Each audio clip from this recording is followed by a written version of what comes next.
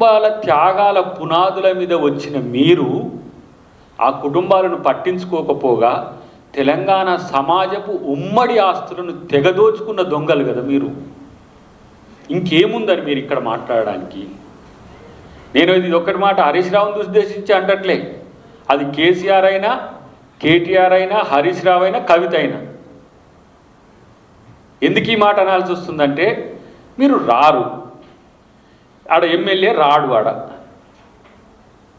MLA రాకపోతే ప్రజలు అట్నే ఊరుకోవాలి. ఎందుకంటే ఎమ్మెల్యే రాకపోతే ఏంది, ఆయన పెద్ద మహారాజు కేసీఆర్. ఆ ప్రజలకు ఎమ్మెల్యే కాదు, ఆయన అక్కడ రాజు. ఆయన వచ్చినప్పుడు దర్శనం ఇచ్చినప్పుడు ఆ దర్శనం కూడా ఉండదు.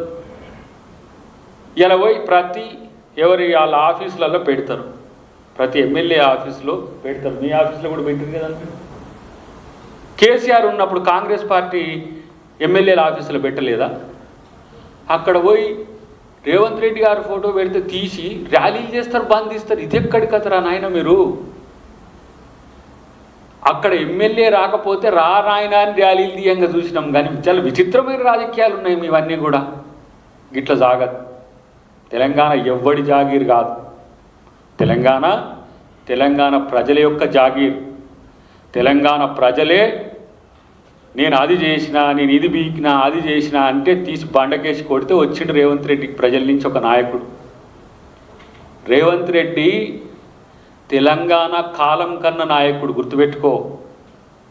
ఇక నాకు ఎదురే లేదని కేసీఆర్ విర్రబీగుతున్న రోజుల్లో కాలం కన్న నాయకుడు రేవంత్ రెడ్డి. ఇంకా మీకు అర్థం కాలేదు, ఆ మైండ్ బ్లాక్ అయింది. కానీ ఆ బ్లాక్ అయినదంతా కూడా మళ్ళీ స్వార్థం కొరకే వాడించి ప్రయత్నం చేస్తున్నారు. ఎన్ని రకాల ఆరోపణలు చేసిండ్రు, ఎన్ని రకాల కేసులు పెట్టిండ్రు, ఎన్నిసార్లు జైల్లో పెట్టిండ్రు, ఎన్నిసార్లు ఏది పెట్టిండ్రు. కానీ ప్రజలకు గుర్తులేదు. కేసీఆరే దొంగ అని చెప్పి రేవంత్ రెడ్డి గారిని ఇలా రాజును చేసిన చరిత్ర, అది తెలంగాణ ప్రజల యొక్క చరిత్ర.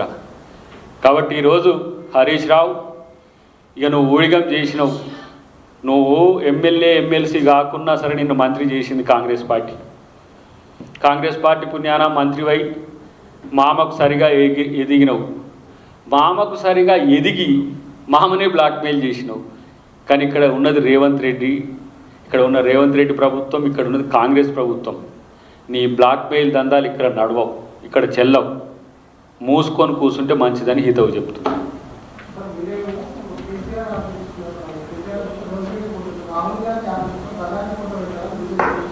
డెఫినెట్గా ఉంటుంది. ఎంపీ ఆఫీస్లో మీరు చూస్తే దట్ ఇస్ అ ప్రోటోకాల్.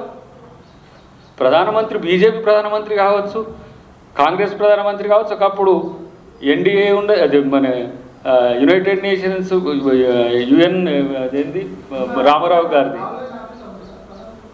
చూడండి మీరు.